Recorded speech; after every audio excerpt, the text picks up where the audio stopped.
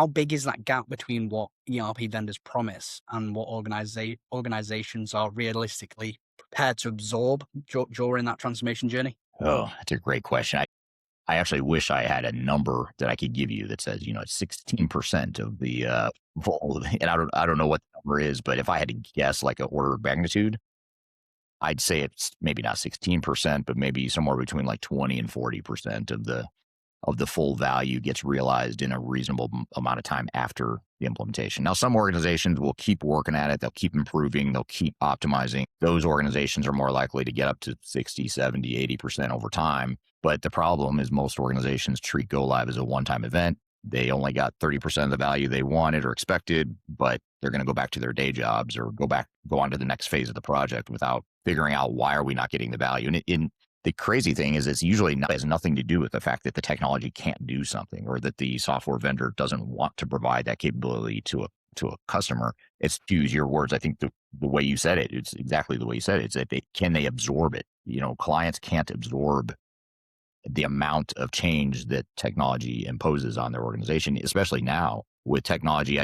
Technology's on this hockey stick curve, I would say, as far as like the amount of change in the tech space.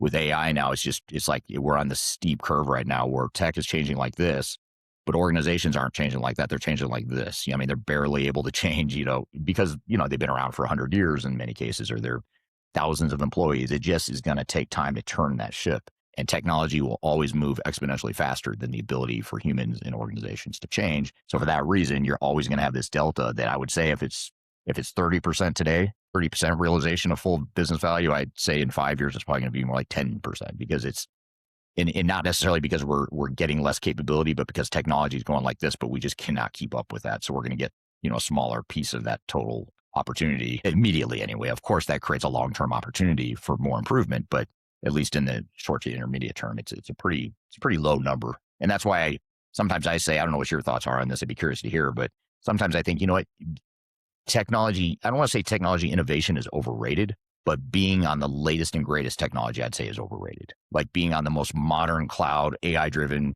system sounds cool and it will be cool for you someday. But if you can't even close the books, if you can't even do basic inventory management, what good does that stuff do you? That stuff means nothing if you can't get the core stuff in place. So a company that can just take a subpar, slightly outdated technology, but get a lot of value out of it and really fine tune it and master it, I think that organization is going to perform a lot better than the one that tries to over pursue really innovative stuff. I 100% agree with you. I think buying a new AI ERP tool is like buying a brand new piece of actual technology.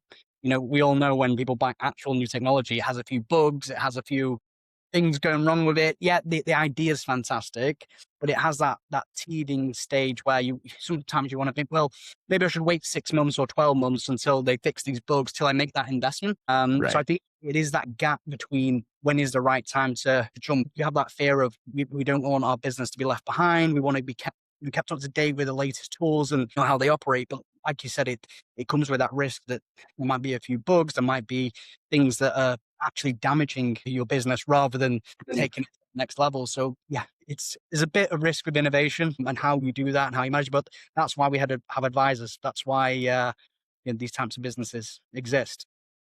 Yeah, absolutely. Yeah, that's the another kind of